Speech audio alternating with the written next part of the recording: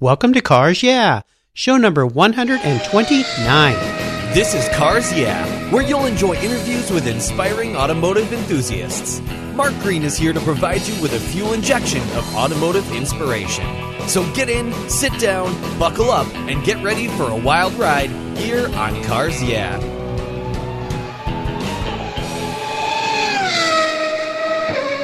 Have you turned your key and heard that dreaded tick, tick, tick, tick because of a dead battery? No worries. I've got the NOCO Genius Boost Jump Starter. This compact tool fits in your glove box and features rechargeable lithium battery technology that will start a dead battery in your car, boat, truck, or RV. It packs a whopping 12-volt, 400 amp starting power and can start up to 20 dead batteries on a single charge. Plus, it has built-in spark-proof technology with reverse polarity protection to safely jumpstart your vehicle. The compact, ergonomically designed clamps are solid copper for maximum conductivity, and there's a built-in ultra-bright dual LED flashlight with 7 modes, including an SOS emergency strobe. It's easily rechargeable with a USB outlet, and you can charge your smartphone or tablet while you're on the road. Works on any 12-volt lead-acid battery. The Genius Boost from NOCO is the ultimate emergency tool that's safe and easy to use. Quality design, state-of-the-art technology from NOCO, your battery care source since 1914. Get yours at geniuschargers.com.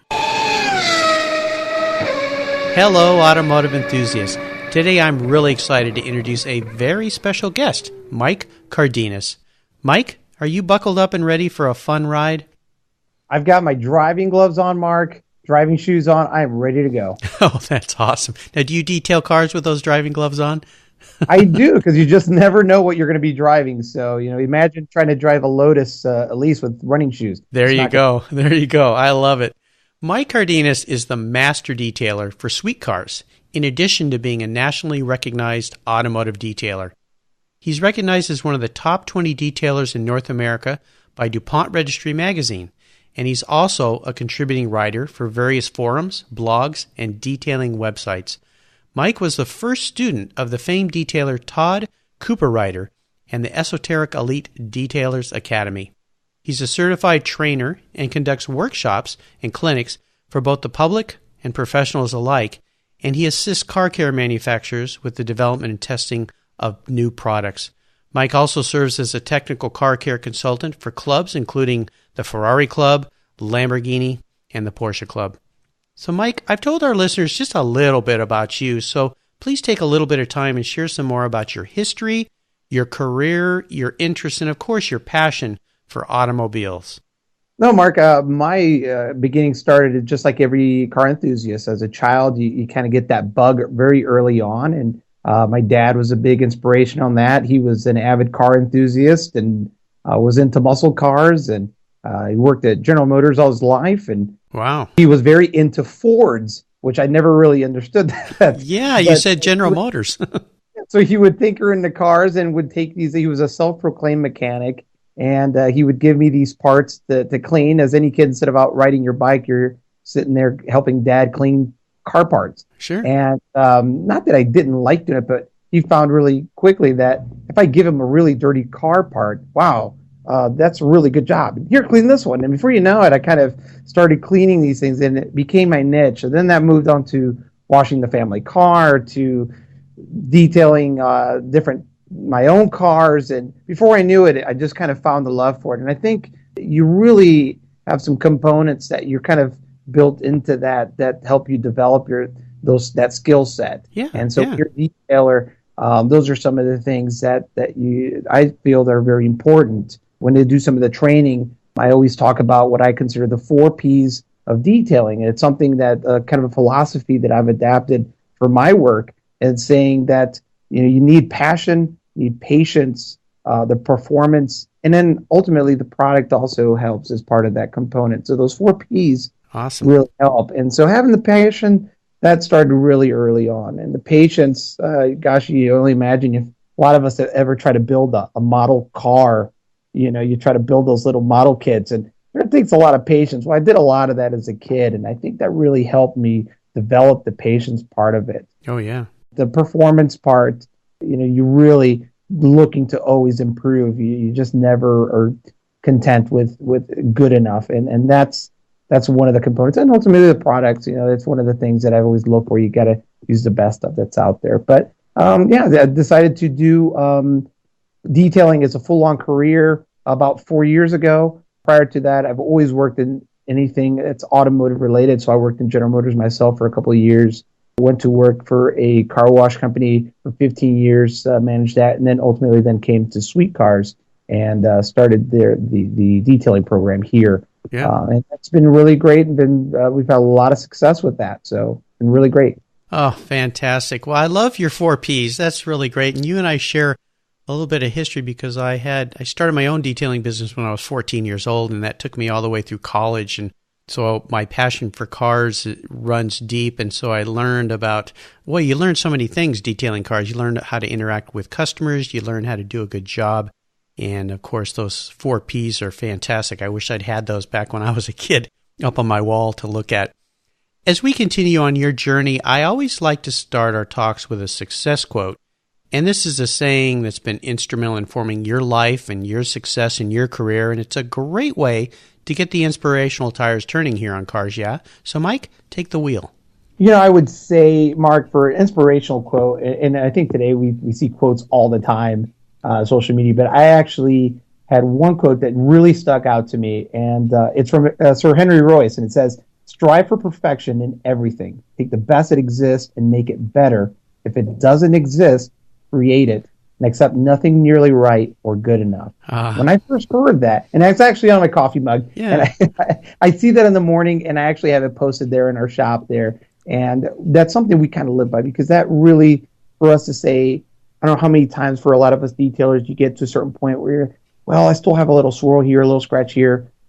If you're looking for that, you have to never accept as, well, that's good enough. Right. Well, if you're really striving to take your work to a different level, that extra step, taking those extra steps is really very important. So when I saw that quote, and it's really one that has just stuck with me every day. Yeah, I love that quote too. It's been one of my favorites for many, many years. It's a great way to conduct your business and your life for that matter. So I love that.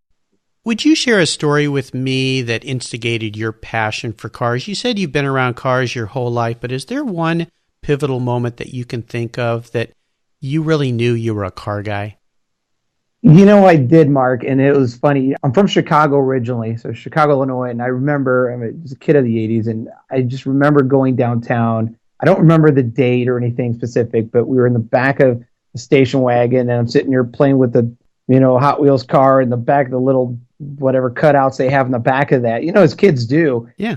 And all of a sudden, I remember this like it was yesterday, that the whole car went into a frenzy. And I was kind of late of what was going on and looked out the big side window. And what I saw just completely changed my life. And really what it was a Lamborghini Countach. Oh. There it is, downtown Michigan Avenue. You're driving at, and I remember seeing that, and it looked so alien to me as a vehicle. Mm-hmm. It didn't look like anything I'd ever seen. Even having Matchbox cars and things that in your Hot Wheels, it never looked like anything of that. Although those are pretty wild cars, but when you see it something like that in person, to me, it looked smaller, it looked wider, it just looked so different. Yeah. And I later found everybody was going nuts also because Walter Payton was driving this car. Oh, okay, yeah. and I could care less who was driving it. I was still drawn by the car. And while everybody's still talking about who's driving it, to me, that car, after that, I was hooked. And that's what really started it. Yeah, those cars are fantastic. I had the pleasure of visiting the Lamborghini factory, and the lady who was walking us around, her name is Christina, and she's the curator at the Lamborghini Museum, showed us the first Countach, which they had in the showroom there. And I said, where did the name come from? Because so many of the Lamborghini names are from bulls, famous fighting bulls. And she said, well, when they took the car out on the roads in the countryside outside of town here, it broke down. And there was a farmer who was kind of walking with a cart in his hay by, and he stopped and looked at the car and he yelled, Countach. And apparently it was a gesture or an Italian word for like, oh my, or that's amazing, or incredible. And that's where the word came from. The test guy got the car running, brought it back and said, I have the name. So Whether that's a true story or not, I would assume she knows what she's talking about. She's in charge of the Lamborghini Museum, but that's where the name came from, she told us. So, well, Mark, I have to tell you that I felt exactly like that. It was an oh wow moment for me to see that, and it changed it because after that, I instantly wanted to know what that was, and I knew, okay, it's a Lamborghini. I'd never heard of it. What is it? And it just started that, and I just took in as much of that as I could, and became you kind of build this encyclopedia of knowledge of stuff that you're like, well, at some point, what am I going to do with this? But I love these things so much. And of course, I fell in love then certainly quickly into Ferrari and Porsche. And of course, movies are influential. So you see a lot of those type of cars and you really grow to love that stuff. But that really helped me. So that was a really interesting moment for me to see that. And after that, I was hooked. There was no stopping it. And today, now I'm privileged to be able to work with those cars on a daily basis and say, wow, I never take it for granted. It never gets old. They still take my breath away. There's nothing like coming into work in the morning and you turn the lights on and here's this beautiful Ferrari looking, and that's the work of the day. It's just interesting. To me, they still fascinate me and they still floor me. They're just amazing automobiles. And to drive them, they can turn any Monday into a Friday. I'll tell you that. I love that. That's great. Mike, what I want to do now is take a look at some of the roads you've driven down and really crawl under the hood a bit and ask you to share a huge challenge or even a great failure that you faced in your career, but more importantly, share with me how you overcame that situation and what you learned from it. Well, Mark, when I first started getting to detailing, one of the things I was going to try to do is to just use one brand to do all of my detailing work. And I thought that would be something ideal. And it's just, you find all these different products that are on the market and you feel like, well, I could just use one brand. I tried that and found out that it was just very hard to do because there are some limitations to some of the brands in the terms of each product. So maybe one brand is really phenomenal at making let's say a wax or a quick detailer spray or a polish. But maybe you need to use a wheel cleaner or something, and maybe then it lacks. And so what I found out early on was that it was very hard to do that. And so really what came down was just choosing the best of the best of each product line. And what I did is then I adapted different and introduced different product lines into my detailing. After a while, I was able to kind of sort through there because it can be confusing. And I think for all of us, if you go to buy any detailing supplies and you go to a store and you see all these different packages that are out there and all these terminologies and nano this and this, it can be very confusing. And so even for us as professionals, we don't buy a lot of the consumer stuff. But when you go there, you're like, well, what's this here? I don't know what this means and what's this wording. So for me, I really guided myself as to doing a lot of research and then seeking out what would be the best. Now, the best is different for everyone. So, for example, if I was to pick a different wheel cleaner, let's say for myself, I would probably go with the consensus. And I've always kind of watched the market, and then I will narrow it down. And I'll pick 3, try them, and really objectively just test these products out and say, out of these 3, would be my go-to. And so, really, what I look for is to simplify my arsenal of detailing tools, if you will, so that it's really simple to use, because it's really something that's common that you'll go in some of these detailers open their cabinets. There's hundreds of these products that they probably will never use because they'll just buy whatever's the new and latest and greatest, and it just sits there. And that's something that I didn't want to do. I said, no, I want to simplify it and just kind of use the best that I feel is the best for my detail studio and use that. And I've been able to do that. Well, a quick question for you on that, because the other aspect of this is every vehicle is a little different. If you're working on, let's say, a classic car, an older car that doesn't have a clear coat versus newer cars or even very new cars with these really hard ultra ceramic clear coats, I would assume you're having to evolve your arsenal all the time. And with car makers coming out with new and better surfaces that are more scratch resistant, if you do have to take a scratch out, you've got to come up with probably something new. Or do you even go in and mix products and kind of make up your own formulas at time? And it's a great question, Mark. What I do is we're constantly introducing new products into the detailing studio. Usually about, I would venture to say every 3 months, there's something brand new that's our go-to, just about, because the world of detailing is changing all of the time. A couple of weeks ago, just SEMA was just done. And so now you've got this onslaught of new products that have come out. A lot of that for us, we've established a lot of relationship with companies that we test products before they're even available on the market. So a lot of these pads or products that are coming out, for example, we've tested them before they're even out into the consumer. So like, let's say you mentioned about the paints and how hard they are. We've been working with a water-based compounded polish that's, I mean, it's phenomenal. There's no dusting, has just phenomenal cut, and you take like 1,200 grit scratches out, and it's changing the game because we're using this before anybody else even has heard of this stuff. And that's kind of what we do. And a lot of times it's just from a company that will send us their product and have us test it and say, hey, we really want you to use this. Give us your feedback on it, and how can we change it? How can we? And that's really neat because you do get a chance to do that, chance to try something different and kind of put it through its paces. But a lot of times, if there's a product that's already on the market, we're always looking for something that changes it. And we're simplifying it too, because the paint correction process is done now in 2 steps. And that's kind of a common thing now.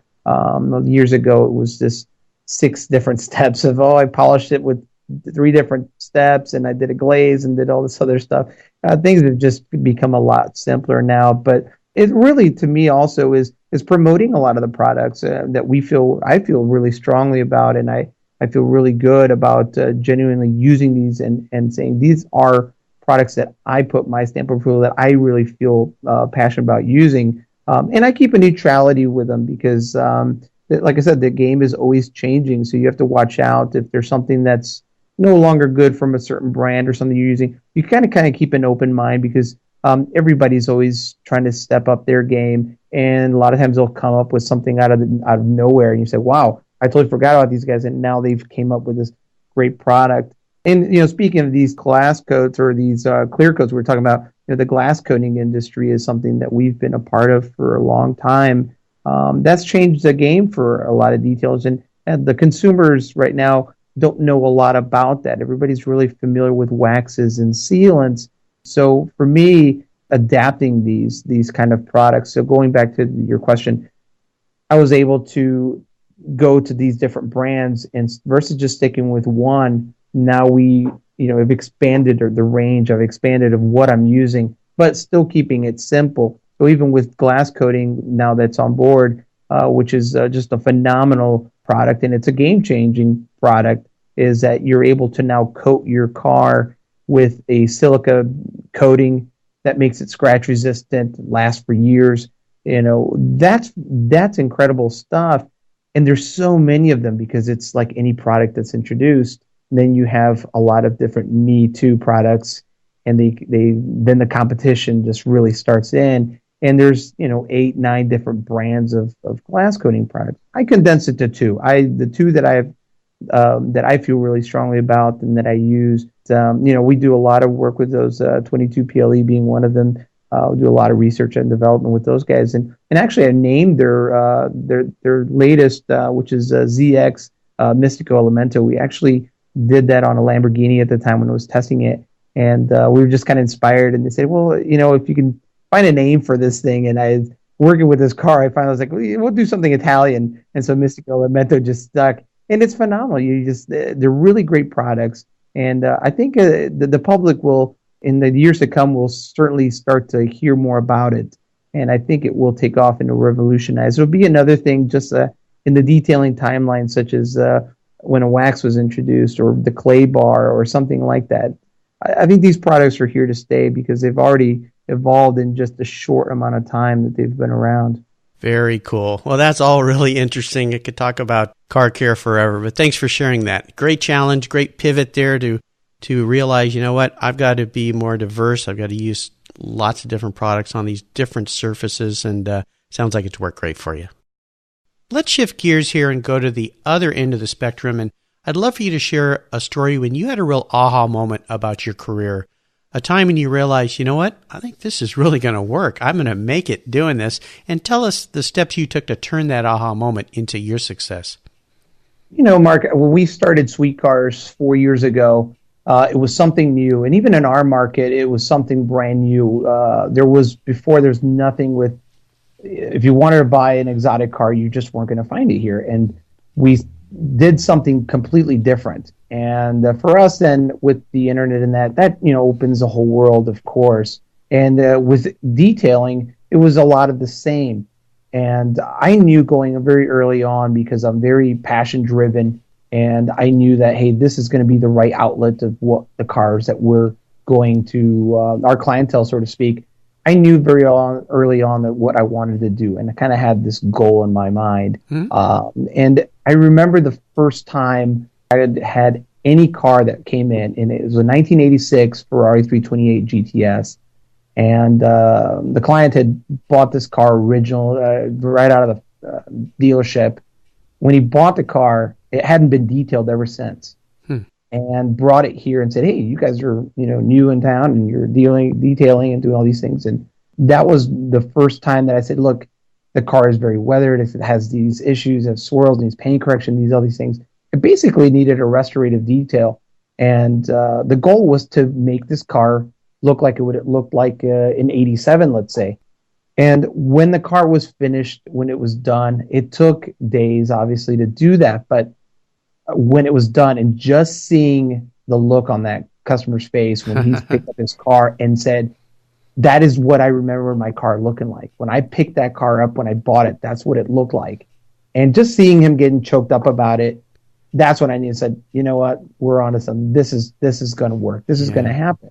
Because then we can take detailing into a different level. It's a little more than just vacuuming. You can really move some people with the work. I mean, we've had people that have literally cried when they pick up their cars, and they just get teary-eyed about it, and it makes you feel good, because that there's a lot of work that goes into that, and there's 3, 4, or 5 days that you went into doing that car, and when they see that really, there's no words to describe that feeling. It's just great, and the room just fills up with this great emotion, and everybody's happy. And it in business, that it really helps, because then it's through word of mouth, and really in a short amount of time, SweetCars became nationally recognized, and then we were getting calls from California and Florida and all these other states, and saying, "Hey, I want to transport my car and do it there." And so that was kind of a way for us to say, "Okay, wow, this is really going to work."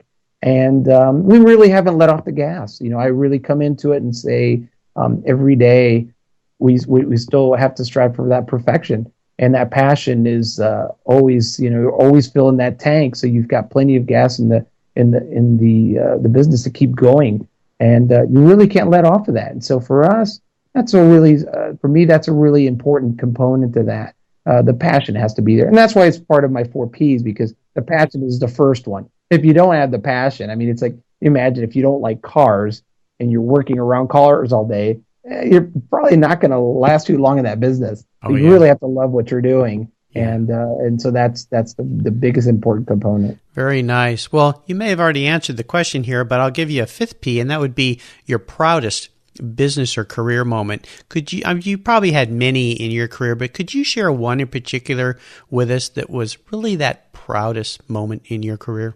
The proudest moment to me, I think, is just being able to help other car clubs and museums and things of that nature. And we help a lot of the local. We have a museum here in Auburn, and just being able to contribute and help out. That to me, I think, is the most rewarding part of it, because you're doing something, but you're giving back, and you're giving back to a lot of the car club owners that say, car club members that have a vehicle, and they really want to. They're the DIY type and want to do their own stuff. And if you're helping them, you're guiding them, and then they send you the pictures back of their work. I get a kick out of that. To me, that's really rewarding, because then it's a series of moments. Because just to sum it up to just one, it's very tough, but that is, to me, the most rewarding part, is knowing that we're making a difference, not only people's lives, because people can say something, well, it's just detailing. Well, I've kind of always set out from the very beginning that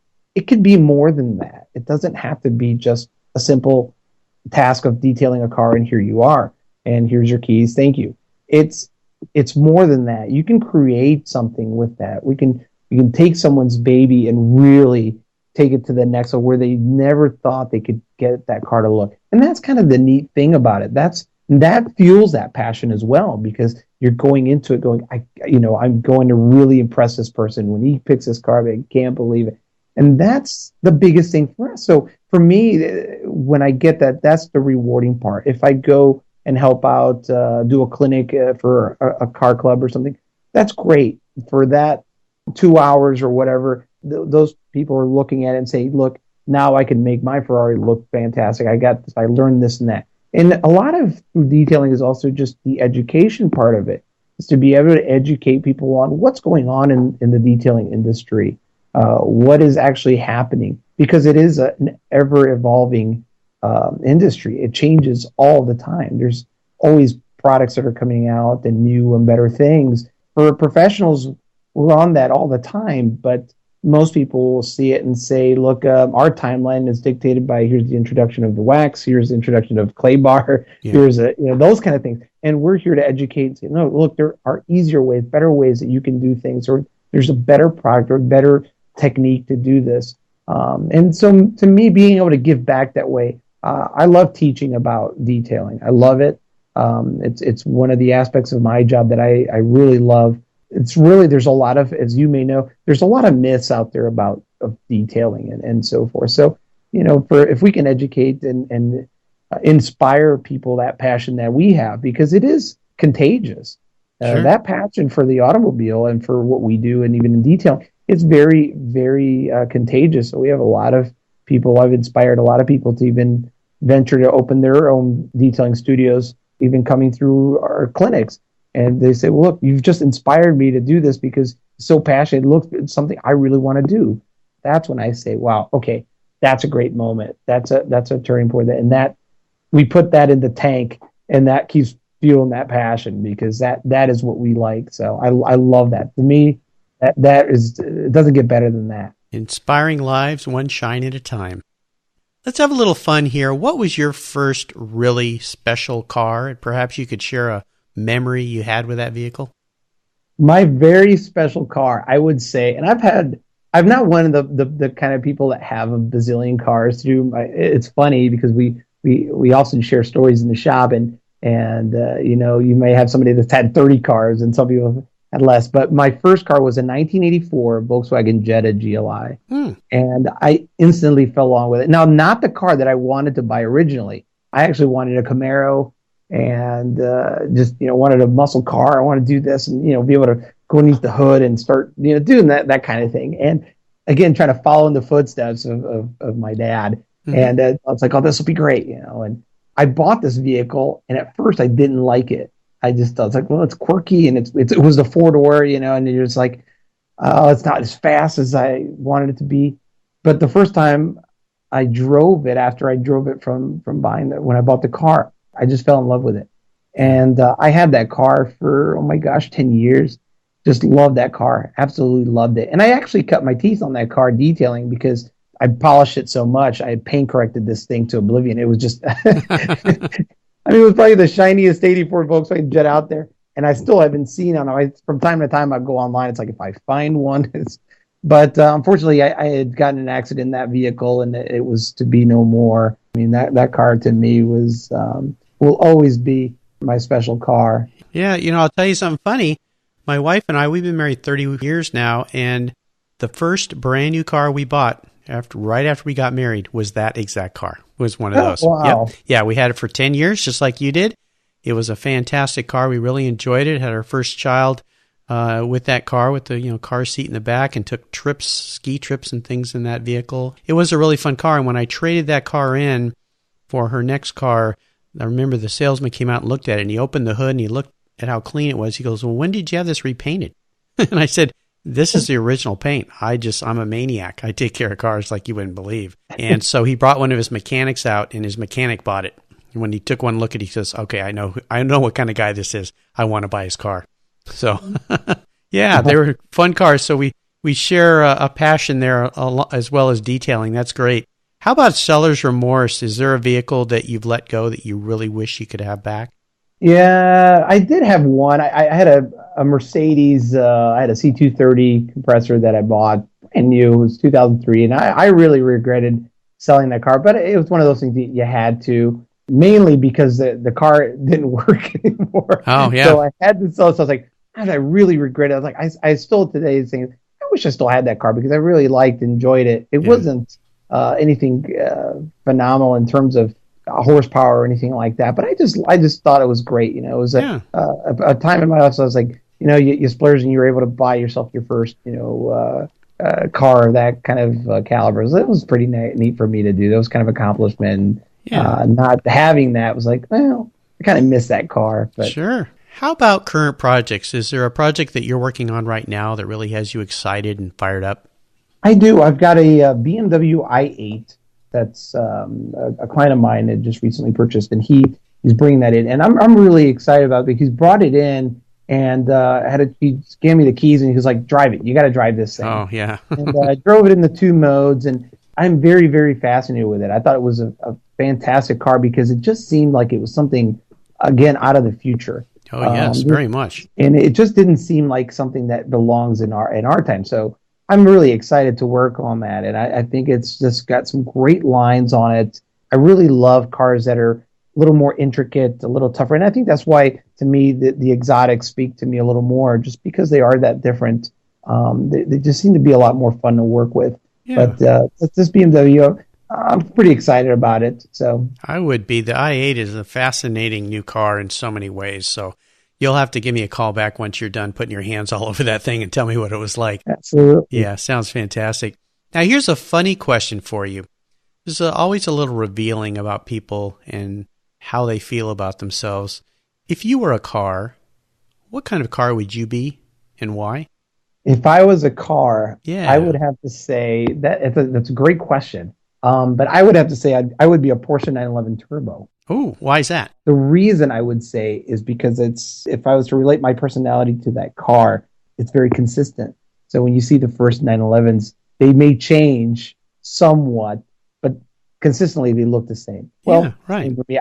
I've always been this way as a kid and have continued, and I'm still a kid at heart, but I still go through my passion. It just kind of this keeps continuing. It's like this consistency. So it really identify with that. Those cars are always kind of true to their roots. Ferdinand Porsche designed these cars. They've maintained true to what the first one was. And just like me, I'm really true to my roots. Where I came from, what I do, I still stay true to that every day. And so much like a Porsche 911 Turbo. And the Turbo, just because, well, it's the funnest one to drive. Yeah, they are. GT3 though, I've had a lot of fun. I think the GT3s are phenomenal. But yeah, I would say the 911, the Porsche 911 would be, if I was to be a car, that's what I would be. Well, I like that. And there's something else we have in common. I've got an 87 930 out in my garage that it's a pretty special car. Great fun to drive. I've had many, many 911s. And you're right. They're always kind of the same each year. Each new model gets a little bit better. But I do like the older ones. And the 87, with that turbo lag, you got to be a little careful with it. But it certainly is fun. Great choice. All right, Mike, we're entering what I call the last lap, and this is where I fire off a series of questions, and you give our listeners some very quick blips of the throttle answers. So are you ready? I'm ready to go. What is the best automotive advice you've ever received? I would say know when to follow your heart. So whether you're buying a car or something, if you're buying it because you truly love it, then do it. But if you're buying it because you're trying to sell it or do something, maybe your heart might not be the good. Mm-hmm. So you go to enough car auctions and things of that nature, you kind of learn that, there are some cars that if you really, really love it, do it. Yep, great advice. Would you share one of your personal habits that you believe has contributed to your success? I would say my patience. I am very, very patient for everything. You have to be when you're detailing cars in many cases. Exactly. Yeah, that's a great one. Do you have a resource that you'd like to share with our listeners that you're really fond of? Perhaps it's a website or maybe a blog.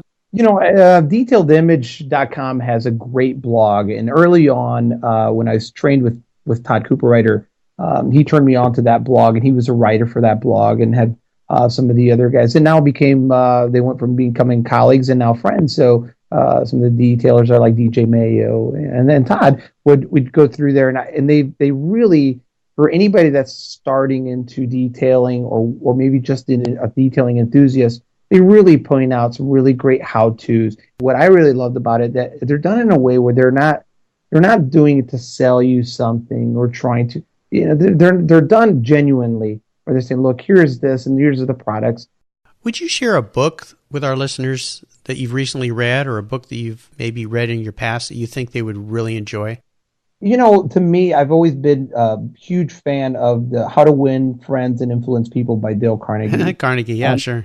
I took that class years ago. I used to work for a company called Mike's Car Washes, and we actually went through this training. It was 12 weeks of this course. It really changed things. And for me, on so many different aspects on customer service and other different things, it really helped me. And it's something that I use today, every day, because, you're networking with different people. You go to different car events. And one of the things in the book, there's a part of that where it speaks of, knowing when to talk to someone. If, as car people are, we open the hood and somebody says, "Oh, that's got 400 horsepower in it," and that it's got 380.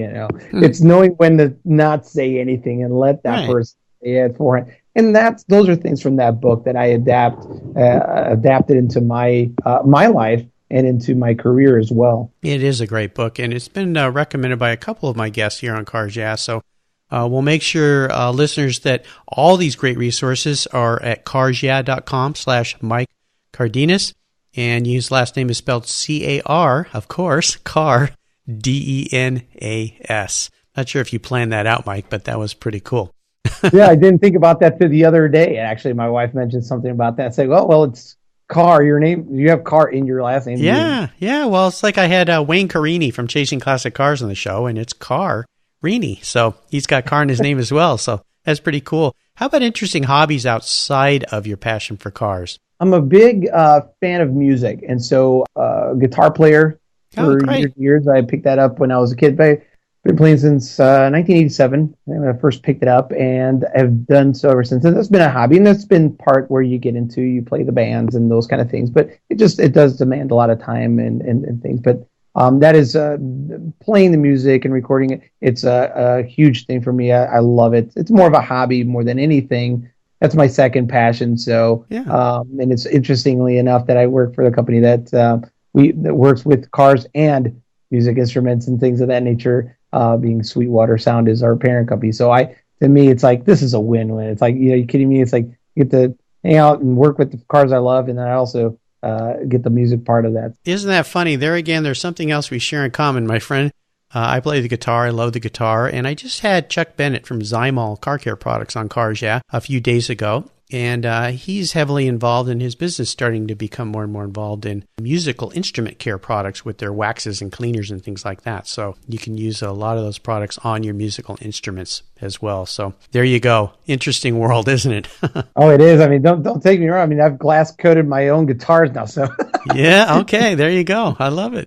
Now we're up to the checkered flag. And Mike, this last question can be a real doozy for some people. If you could only have one collector car in your garage, and this is something that you can't sell to buy a bunch of other cars with, but money is no object, what would that vehicle be and why? Oh, that's an easy one for me. Okay. That would be a 1961 Ferrari 250 GT California. Oh, yeah. Wow. That would be my car. Why? I blame Ferris Bueller for that.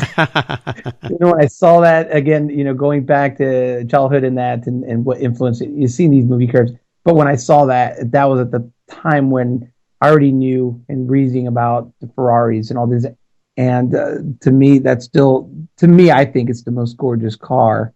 Now, of course, that's controversial. People say, a 4GT or something different. But to me, that car, money is no object. Oh my gosh. It's just amazing. I had a client that I had a privilege to drive a 67 Ferrari 365 California. There's only, I think, 14 of those cars ever produced, and I had a chance. And that kind of gave me just a kind of a glimpse of what it would be like to drive that car. And I instantly fell in love with it. They are beautiful, beautiful cars. But yes, I think you broke the bank for me today. Thanks a lot, pal.